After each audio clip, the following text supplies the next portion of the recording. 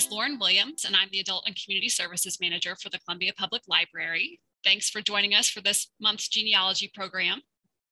Today, we have with us Tim Dollens once again. He'll be talking about using historical newspapers to research your family history. So Tim is a library associate and a 3-term past president of the Genealogical Society of Boone County and Central Missouri.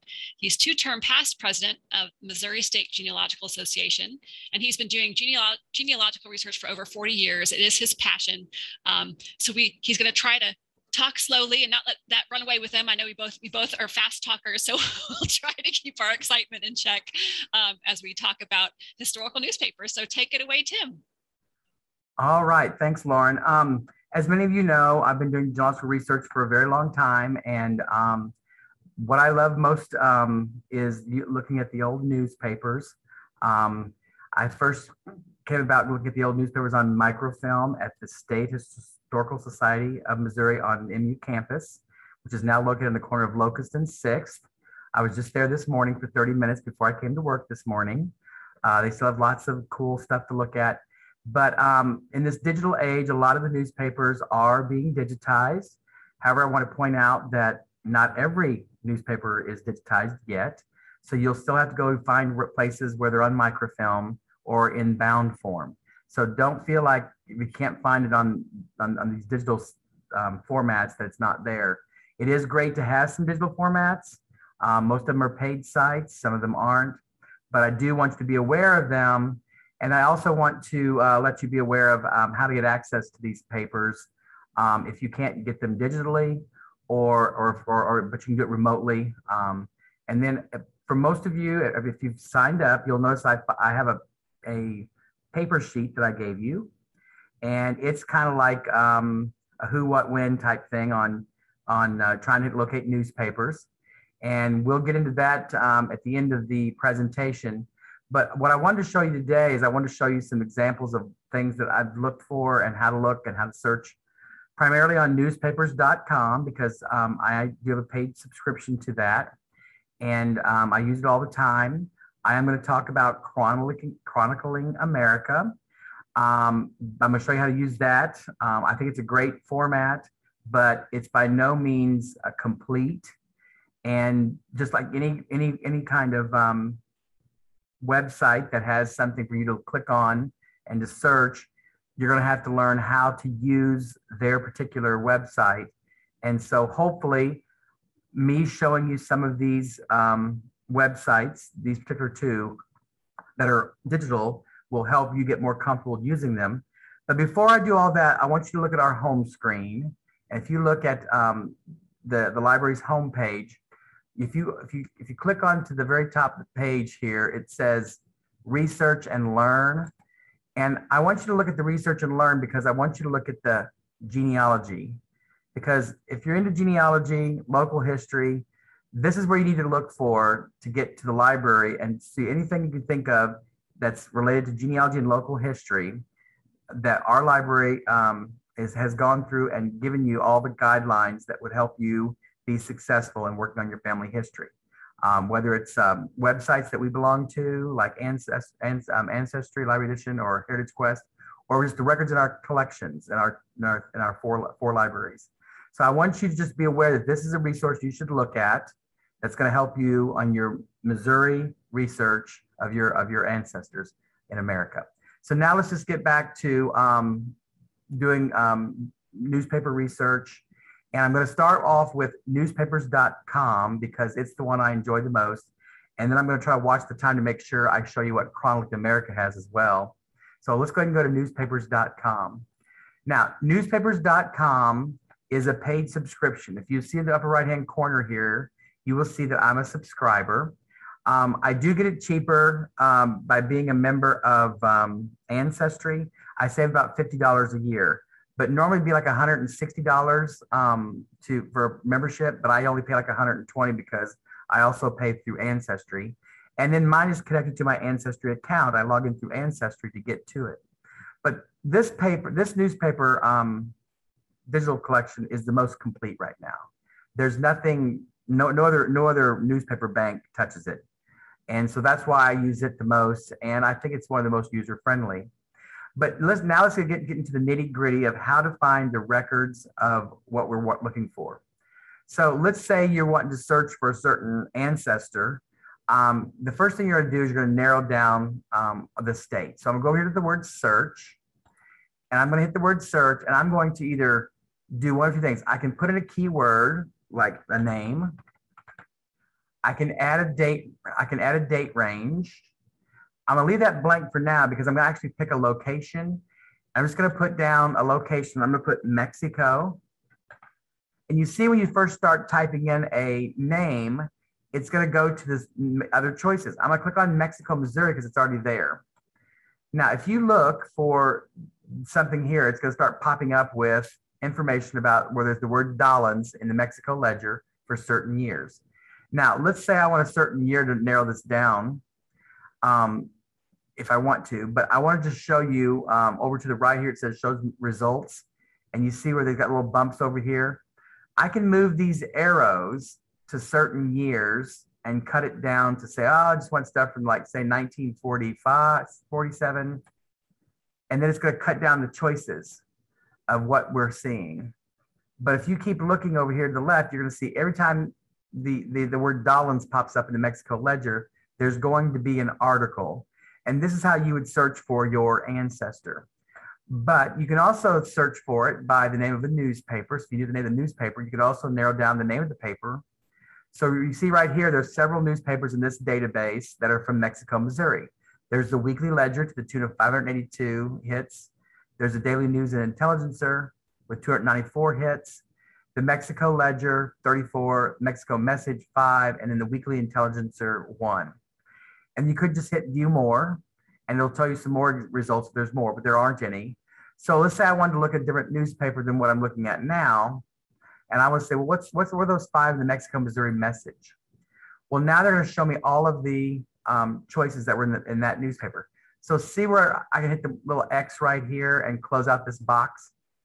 So now I'm looking at the places where it mentions names of people who are in the paper.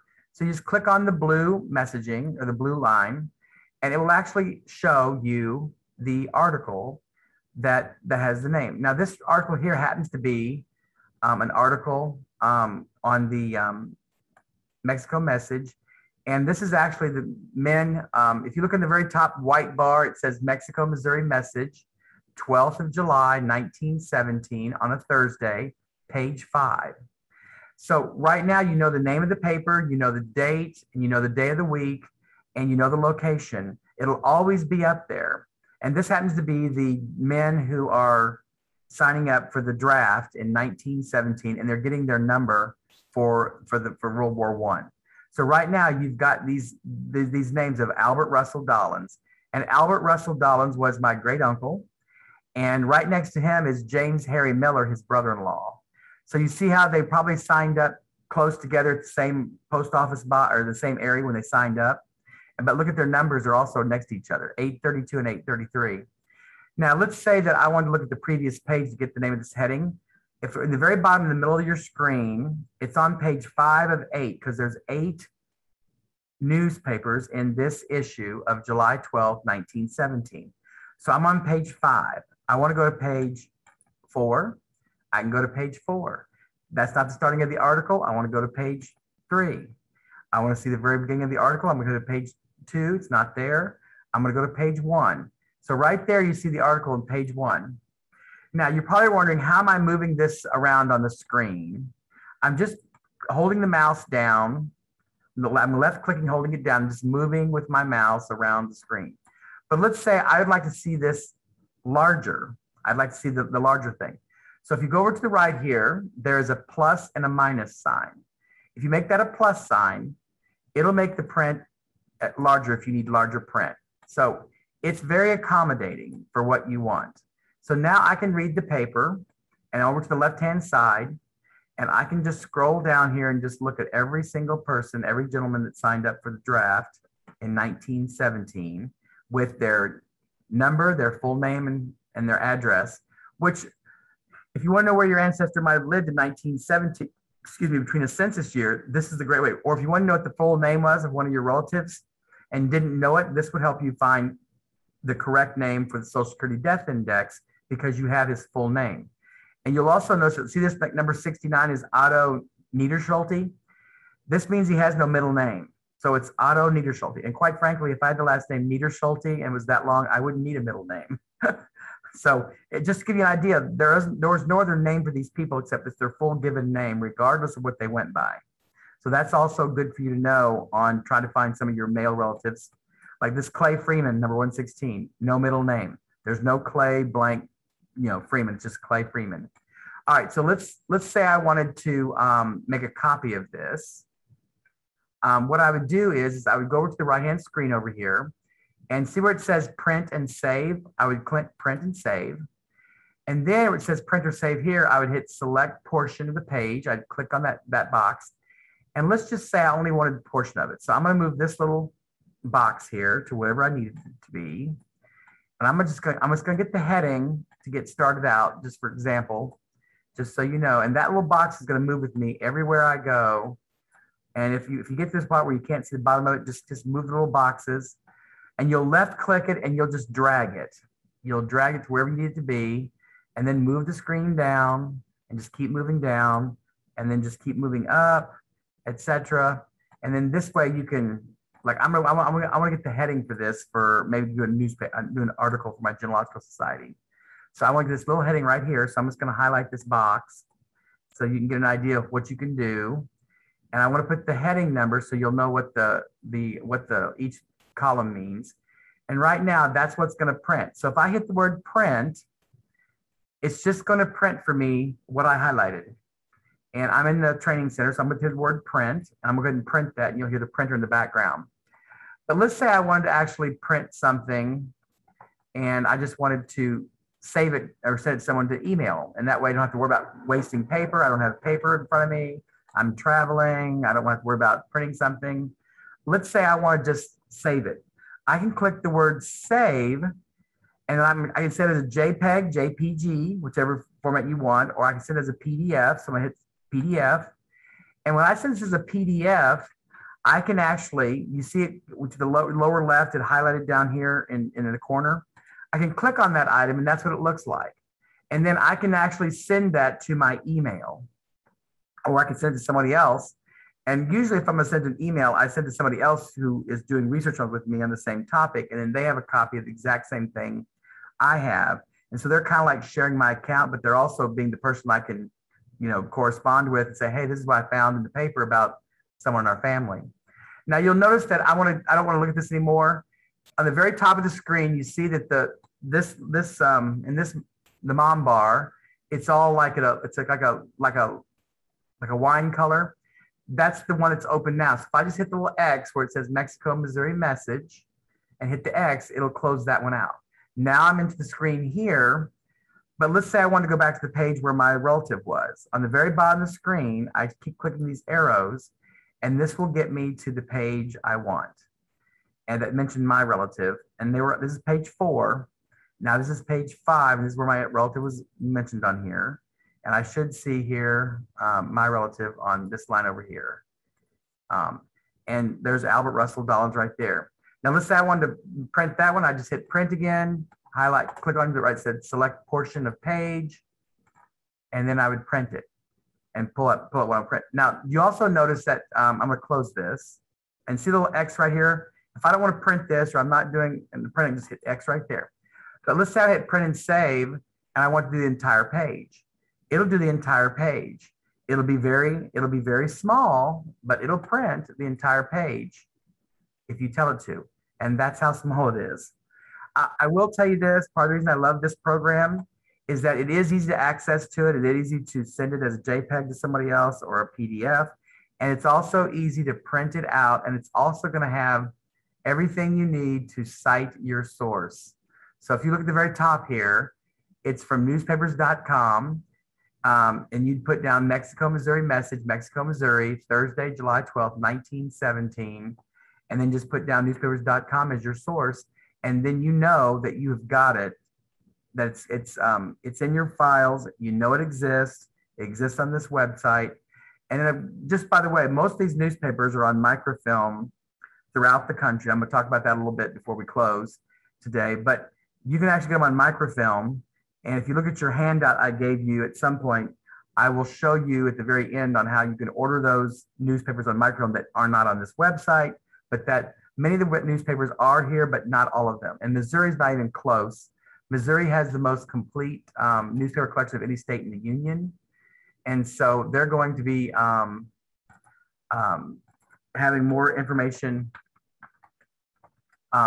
because they have the most complete collection.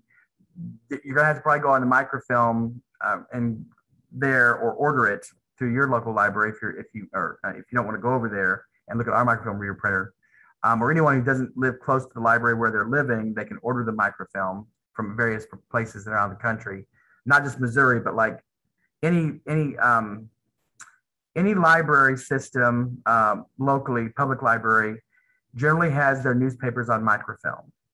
And they've been doing this since for well over 40 or 50 years. But in the early 1990s, the National Archives got a grant to basically find all the newspapers from around the country and get them accessed and cataloged and from where they were, whether in some little bitty, someone's attic or someone's little bitty weekly newspaper shop they were still having on their bound volume.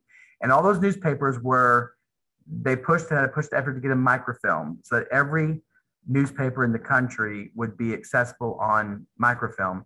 And then now, 30 years later, the push is to get them all digitized. But it's only being digitized by some of the commercial companies because basically most of the state organizations just don't have the funding to do it. But by people paying for subscriptions, they're getting access to more and more every day. But just because you don't see it on this website does not mean the paper does not exist. More than likely, it's at a local repository. If you look at your handout, you'll see where I talk about where they're located. It could be anywhere from a historical society, a genealogical society, a public library, an archives. Most good public libraries, if they're big enough to have a microfilm reader printer in their facility, generally at the county level, they generally have the local newspaper on microfilm available to have access to. So that's something you should always keep in mind of is if you call our public library and our reference department, we should be able to help you find a public library that you can call and say, who has the newspapers in this location that I'm looking for and for what time periods. And they should be able to look that information up for you at their local level. As you know, the beauty of American libraries, public libraries, is that we try to collect the information that is pertinent to our own community. And newspapers are one of the things that we value in communities. And so that would be something that most libraries that are large enough to have would buy them. If not, they're going to be at the state level. And sometimes they're in like special collections at colleges and universities, but they do exist and you should go look for them. It's just a matter of making a phone call or doing an email to a reference librarian that would help you locate where those papers might be, wherever they are in the United States. All right, so I'm going to continue with newspapers.com just a few more minutes, just to show you that you can actually search by the paper. So you can actually type in the name or date that you want to put. And what I do is I want to narrow it down by state. So I'm going to go ahead and pick a state, and we're going to go ahead and pick Illinois. And by the way, if you look at this little map over here on the left, you see how some states have lots of papers done and some don't. The darker it is, the more complete their collection is on this website. And the lighter it is, the less likely you'll get some hits. You see California has more images than a lot because they're a large state and because they've done a lot of research on this. So let's just pick California. And I'm going to hit update. So I'm just going to narrow down to California. And then I'm going to type in a few keywords. And then I'm just going to hit the word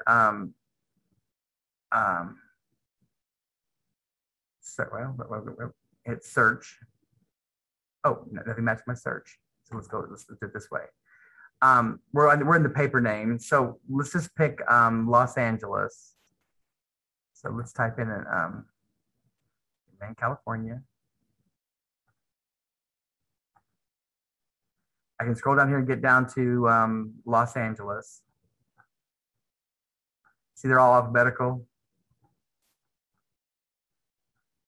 well, let's just pick one so we're not going through a whole lot of stuff. So let's just pick the Daily Gazette. Now, I can read the whole newspaper page by page. Now, if you look at this, is the Daily Record Daily Gazette from Banning, California from 1966.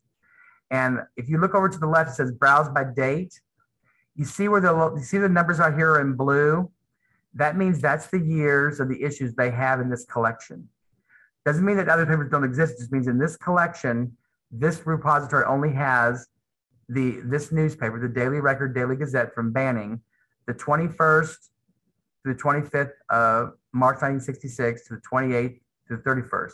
But let's say I wanted to pick a different year. Let's say I wanted to pick 1968.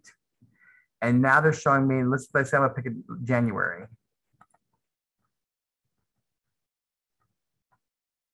Well, that's okay. That took my year away. Maybe there are no papers for January or March. They only have one paper for 1966. So this is all they have. But let's say I want to read that paper. If I click on the very first one, that paper is going to show up. Now I want to make it a little bit smaller. So over to the right, I'm going to click it down where I can see the whole page. And there's more of the page. I can see it all at once on the screen. And then there I can read the paper that was published for those few months that they have copies of. And then I can just click the next page and just keep reading, page by page. Of course, for genealogists, this is a great one. Page 2's got the obituaries. So right there's obituaries of a Silverwood, a Lucille, and a Rudd. So these are the kind of cool things that you want to see. And you can do this online, obviously, but you can certainly, if you don't have it online, you could certainly write to the library that might have this, and they might find it for you in their hometown library. But just to give you an idea of what to look at, I just wanted to see how this works and to give you a search on searching by location. Now we're going to hit the back button, and then we're going to go back to the home. Now, when I do most of my research, I usually I hit search, and I just pick a state. And then I click on and I search for a surname that's unusual. If you have a name like Davis, it's not going to be helpful. But I'm going to pick my family name, one of them, and just hit the word go. And this is going to show me everywhere the word Isgrig is mentioned in any newspaper published in Ohio. And you look at the very left here, it says 644 matches for Isgrig in Ohio. That was my search. Now, if I wanted to narrow it down by date, I could go over here and pick, well, I don't want anything in 2021. I want to narrow it down to, and you see the little blue lines there? That kind of tells you where some stuff is. I'm gonna narrow it down to anything before 1900. I don't want anything before 1900. And so then I'm gonna go back over here and I'm gonna hit search again. And it should take now I'm down to 83. You see it went from 644 to 83. So now I can narrow it down to what I was looking for. And then I see this right here. It says the Gallipolis, Ohio paper has a Jeremiah Isgrig. I can click on this article, and right there it says, hereditary consumption cured by Wistar's balsam of wild cherry, the cure of Jeremiah Isgrig of consumption. 5 of his brothers and sisters having died of consumption. Isn't that bizarre? I mean, right there you got family information. And this is just him. This is actually very common where people would take medications and then be like the spokesperson for it to get it to be get their name published in the paper and to say, hey, I'm a taker of this. But let's say I wanted to print this article, and you see how it's too big for the screen. Well, that's just too big. If I think too small, I'm not going to be able to read it. So guess what I can do? I can go over to the right. See this little arrow over here to the right? I can click this arrow down. I said, aha, there's a little rotate image button. I can rotate the image, and then I can move this over. And again, the word Jeremiah or Israel is still highlighted. I can see this whole article sideways here. I can make it just a little bit smaller. But what I can do is I can go ahead and print to save this. And I can do one of two things. I can move this down and get the whole article where it ends. And move to the very top where it starts. I think it's where it started, yeah. And I can print the whole thing and just hit print. But if that's still going to be too big for me, I can cut it in half, which is what I usually do. And I will say, okay, I just want half of this at a time. And then just click on half of it and print half of it. And then the image is going to appear what I'm printing. So I'll know where it started and hit the word print, and it prints for me. And I go back to the word print again, and then I click on it again, and then I move this up above the word hereditary, and then I print the other half so I can actually read it. There's nothing worse than not being able to read something that you have made a copy of. But you see the idea that if it's too big for the screen, it's going to be too big. You don't want to make it too small of a copy because then you can't read it once you print it. You can also put settings on more settings. You can do it by dots per inch. You can also change the color if you have access to a color printer. But right here, I'm going to print this. And so now you know that there's an article. Now, as an genealogy, this right here is helpful on this piece of information that I would have never found because it's not an obituary for him. It's not like a vital record, but it is him mentioning the paper just in the regular time the paper was being published. But the cool thing is that it mentions him taking a medication, but it says, if you look at this, I'll make it a little larger. It says, the following cure of Jeremiah Isgrig of consumption, 5 of his brothers and sisters having died of consumption. So now you know that Jeremiah Isgrig of Pleasant Ridge, Hamilton County, Ohio, which is where my ancestors lived, he's already telling the paper that by January 2nd of 1851, he has that many siblings that have died of this disease, consumption. So right now that tells you, oh, and by the way, Jeremiah Isgrig's brother, my ancestor, John Woolley Isgrig, is one of the ones that he's talking about. But there's the information right there that I found in the paper that I would have never found before because it's not something I would have been looking for because it's not his death. So see how this is so beneficial to you? Now, if I click the little blue button, the button you see to the left up here on this big, I call it plum, but always use the left button to get to the previous page. And then, of course, if you keep looking on this page, you see there's more ads for the years 1851.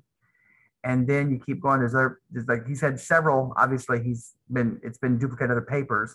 But again, the idea is that you're finding information about your relatives that you wouldn't have found before because it's not a vital record, and you're finding them just by the name of the last name. Now, I will tell you something about the way these are indexed. Sometimes the last names are butchered. They're not always, like I've gotten the word Dollens and it's actually dollars because when the computer reads a word, they think the word Dollens, like my surname, is actually dollars. So you'll have to just kind of accept the fact that sometimes it's going to be wrong for what you're doing. Now here's a 1904 mention of a Dollens in 1904. So this is part of my family. I can go look for this. The cool thing about this website is that, again, it's always in yellow. So you're always going to be able to find on the page. And so it's over here. It says 3 youth drowned in the Ohio River. And of course, there's an Andrew Isgrig here, age 19, that drowned. And this is one of 3 or 4 records that I found. This one came from Ohio, but if I click on Kentucky, the Kentucky paper, 2 papers in Kentucky mentioned this because he was from Kentucky and he was floating down the Ohio River, which is right across from Kentucky. So don't always just look for the state. Look for the whole country if you want to, especially if it's an uncommon surname. And especially if you have immigrant ancestors. And by the way, before I forget this, the Chronicling America has a lot of German newspapers in its collection and ethnic newspapers in its collection because they're so rare. A lot of times you can find hits on them, and I'll show you that in a few minutes. I'm going to get away from this website, so I'll have time to do a chronicling, and then I'll talk about my little handout that I gave you because I don't want to forget Chronicling America. So we're going to leave newspapers.com. Oh, and by the way, anything that I've talked to you about, and if you have a question about, feel free to shoot me an email or call the library and leave me a message, and I'll see if I can get to you and see if I can help you. That's what we're trying to help you find your ancestors through these resources. And I want you to do your own research. I'm not going to do it for you. I might help you, but I will definitely show you the ropes on how to get the information you want. So now we're going to leave newspapers.com because of time constraints, and I'm going to show you. Chronicling America is basically offered to the Library of Congress. And because it's the Library of Congress, they have a more extensive way of how they catalog their collection. And some parts of it are great, some parts I don't like, but on the same token, because they have such a large cataloging of all the newspapers on microfilm, a lot of these collections, it has to be arranged differently. And so what I would tell you on this is that you can search for a paper by state, or you can search it just by surname. But you see their collection runs from 1777 to 1963. So they don't have any newspapers that are more current than 1963. And that could be because of copyright infringement. And it could just be that they need to stop somewhere so they can actually have it being available and not such a clunky. It'd be too big to help. If you can get too big of a collection is what I'm trying to get at. But this collection certainly is something you should look at, but I must give you the warning that it's not going to include every newspaper in the country. You're going to have to write to some states or some libraries and where your newspaper is located to get the articles you want, especially obituaries or other things I mentioned in my little handout. But there is a good sampling of Chronicling America because they do have a lot of information, especially on some of the major events in the country. But just as an example, I'm going to just leave the word all states in there and type in the word ISGRIG, which is my mom's maiden name, and just see what happens. So if you look right here, it says there's 1,062 results containing ISGRIG with 2 G's, and these are all the papers that it's mentioned in. So I can look through all of these papers. If you look at each of these pages, you'll see the little pink on the page. So just an example, the Bourbon News of 1914. I'm going to click on this paper, and you're going to see the article that mentions Mrs. Ella Isgrig, victim. But you see her name Isgrig's everywhere. So right there's all this article. And there's the whole article right there in the paper. You can just visualize it, and you can see it. I'm going to go to a different one just a second here. But see how, and again, I don't want to look at this one right now. I'm going to hit the back button to the left and get back to my screen. I'm going to pick a different one. And let's just pick this one from Minnesota in 1912. So we're going to go to this one. And you see how I'm making it larger by smaller by using the scroll button on my mouse. You see the whole image is to the right, which is great. But then you see it's not real big to read. So now I'm making it larger with the mouse, and I'm moving the mouse over, and then I'm pulling it up. And so right here we have a Dr. Isgrig is walking around promoting his famous system of suggestive therapeutics to a diseased body. I'm not sure what he's selling, but he's a doctor. So and this is 1912 out of Minnesota. There's Dr. Lawrence M. Isgrig, and look, he's located in Bemidji.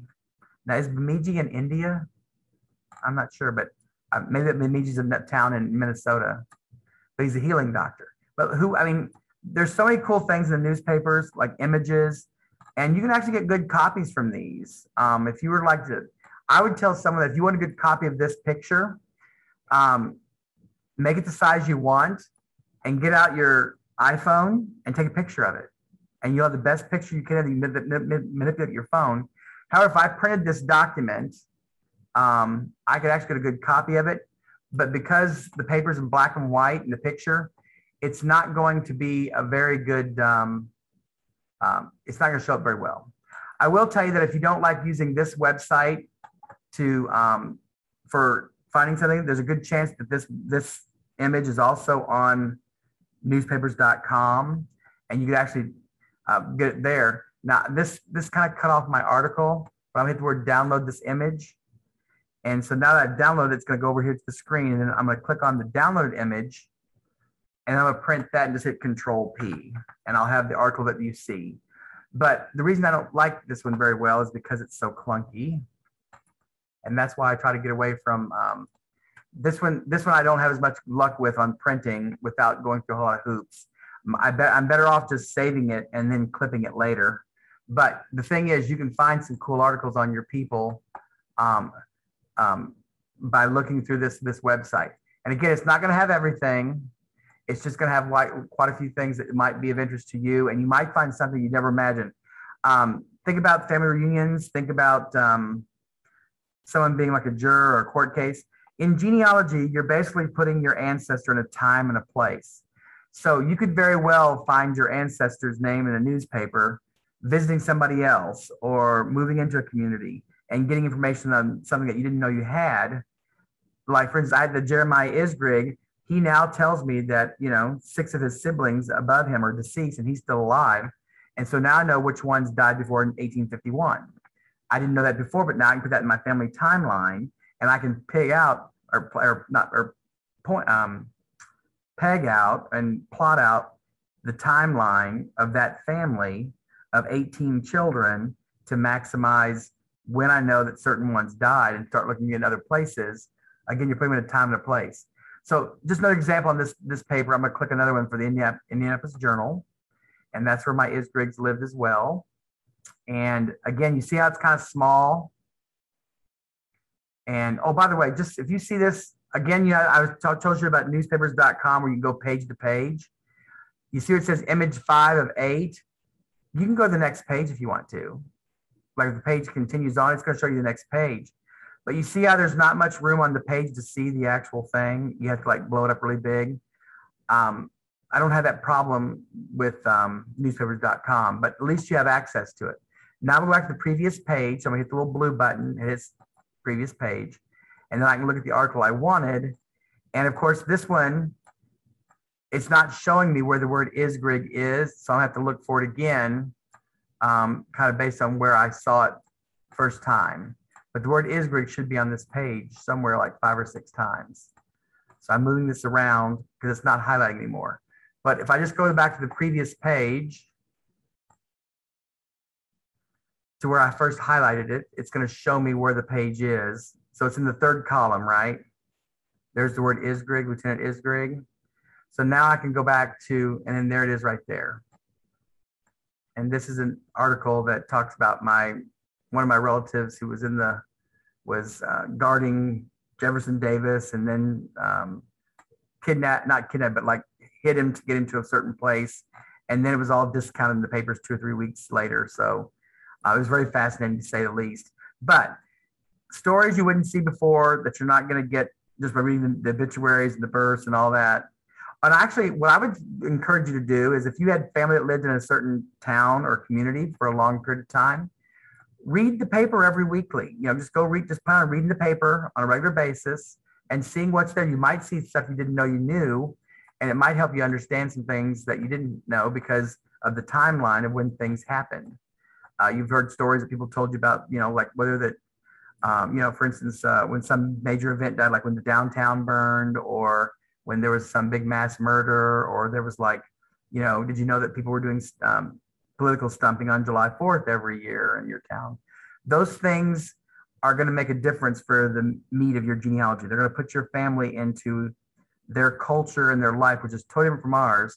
And the fact that most of them lived in smaller aggregate communities and agricultural, you're going to see more of your family's name in those little small newspapers than you are the big newspapers, because of newspapers about people and what people are doing. And so you'll see so-and-so went to his daughter's house for Thanksgiving dinner, or so-and-so's mother died and he's off to Coldwater, Kansas to go to his mother's funeral.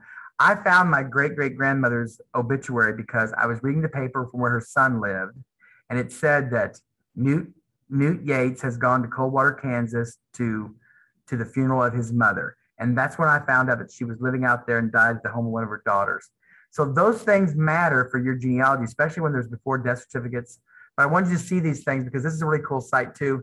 Just don't expect it to be everywhere. Just like it's a great source if you find something, but if you don't find something, doesn't mean it doesn't exist, just means it's not been digitized. Now, I also have information here on your handout that shows you about writing some places and how to get access to stuff you don't have access to. So on the screen right now, you have what I call my generic letter to a public library asking for someone to look up for me to obituaries. So right now, and I didn't send this to you previously, but if you want a copy of this, just let me know and I'll send you this as an example, or Lauren can send it to you as a follow-up on the list of people who signed up for it.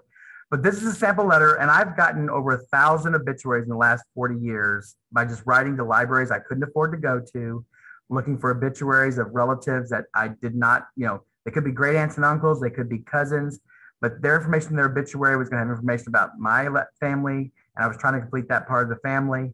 But again, when you write to a local repository that has the information you want, first you can call them, and our library can give you phone numbers and email addresses of who to contact and libraries' websites and what their policies are. But if you just get an address for a library, you write to the library, you've got the date, you got the name, you get to but don't ever ask for more than two or specific items. And don't assume that when you have just a year of death for somebody, that's enough. That's not enough. Month and year maybe for a small town, but don't expect the librarian to look through a whole 365 days of the newspaper. That's not going to happen.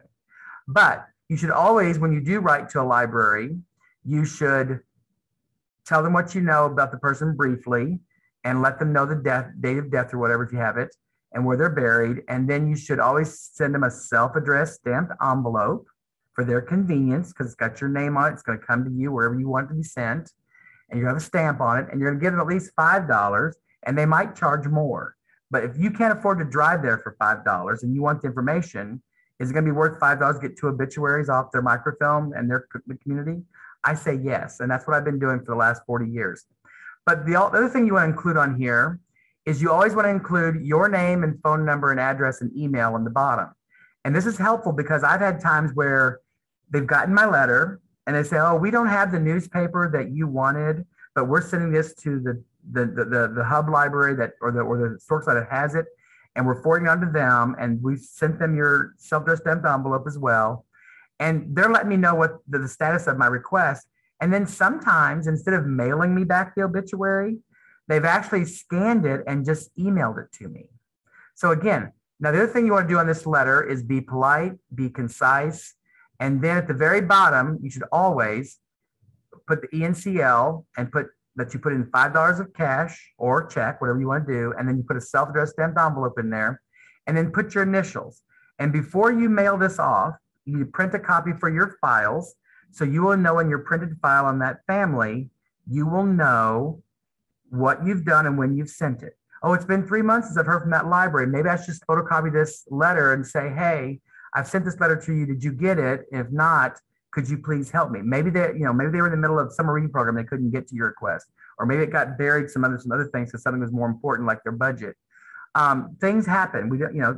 People are human, and sometimes they intend to have someone do it, and sometimes they have volunteers to do it once a week. Like, oh, I'll volunteer, come work this for us, and they'll take care of you.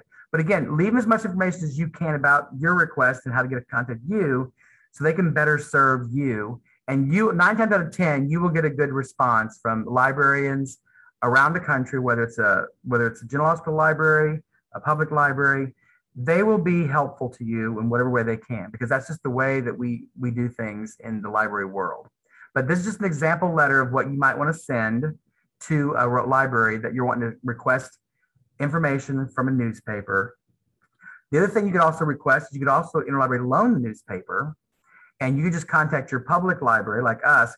We would actually, if you told us the date of you wanted to look for a newspaper and you came to our library, we would refer you to our interlibrary loan clerk, Melissa, or we'd have you fill out a form online saying what years you wanted and the papers. And we could actually order the microfilm for you if they lend it. And then you could actually look at the microfilm yourself and look at the rolls of film yourself for a certain time period. Now, what our library here does is if you borrow microfilm from another library, which I've done many times because I wanted to look for a series of dates, not just for one event. And what our library does is we'll put the request in, we'll pull the paper from the repository that has it. And generally, like for example, generally it's a newspaper that's in a state repository and they have duplicate copies of it. They have the master one they keep and they have the one they lend out.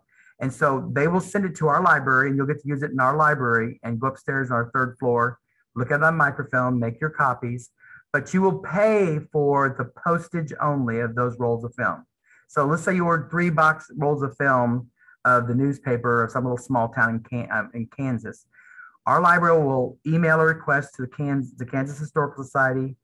we will say we need the years 1920 to 1925 of the Emporia newspaper, and they'll send those 3 rolls of film to us and to the library, and you'll get an email saying, hey, your request is in, and you'll go to the circulation area, you'll check out the box, you'll pay the postage, they'll let you have the box, you'll go upstairs to our library, look at those rolls of microfilm, make your copies at 25 cents a page, or 10 cents a page, and then you'll have some nice, cool.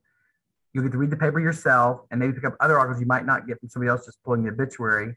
And they might have missed the thank you letter afterwards, or they might have missed the correspondence of someone coming to visit because grandma's dying, those little newspaper articles. So again, your public library is your best friend when it comes to you doing your genealogical research.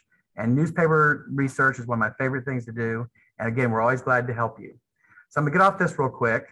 And on Chronicling America, I wanna go back to it real quick before we have time to ask questions.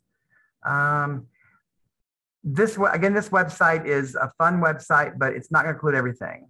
And I encourage you, because it's free, you should just go get on it and play on it and just look for all kinds of stuff and see if you can find stuff. And if you do need help printing out something, let me know. It sees where you can subscribe and pay to get more access. But you see where it says U.S. Newspaper Directory 1690 to present. Look for that, because that's going to help you find what newspapers exist in any community. If there's anything I didn't teach you about Chronicling America, this will let you know what newspaper exists for the communities that your ancestors lived in.